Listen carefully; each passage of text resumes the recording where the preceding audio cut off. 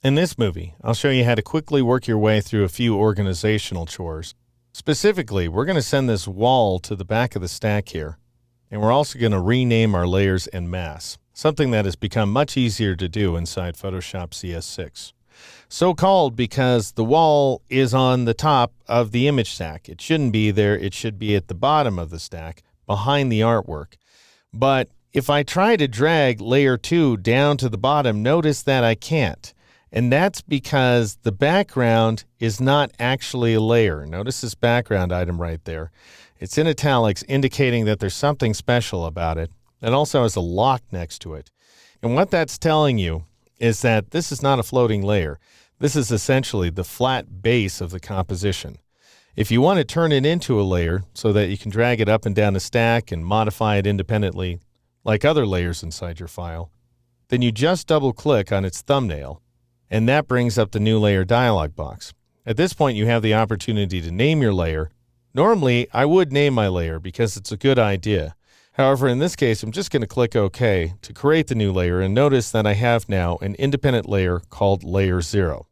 Now I can grab Layer 2, which is the wall, and drag it underneath Layer 0 like so.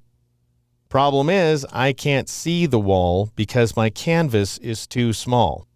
As you may recall, I was telling you that the canvas, the physical perimeter of the image, may be smaller than any of the layers in the composition.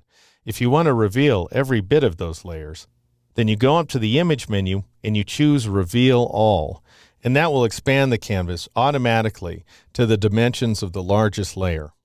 So now we have our layers in a proper order. We can see all the layers. However, they don't have particularly meaningful layer names, which can get you into trouble later on when your compositions become more complicated. When you start amassing 20 and 30 and even 100 layers, if they all have these meaningless names, you're going to be in trouble. In Photoshop CS6, you have a new option. So we'll start things off, as always, by double-clicking on a layer name. Start with the top layer in a stack, and I'll go ahead and call this one Swirls. And then, rather than pressing the Enter key or the Return key on a Mac in order to accept that name, press the Tab key in order to advance to the next layer name. Then I'll go ahead and call it Paperback, and then I'll press Tab once again in order to select the next layer name, and I'll change it to Wall. Now that I'm done naming all my layers, I'll press the Enter key or the Return key on the Mac to exit out. And that's how you convert the background to a floating layer, change the stacking order, expand the canvas to reveal the dimensions of all layers, and rename layers en masse here in Photoshop.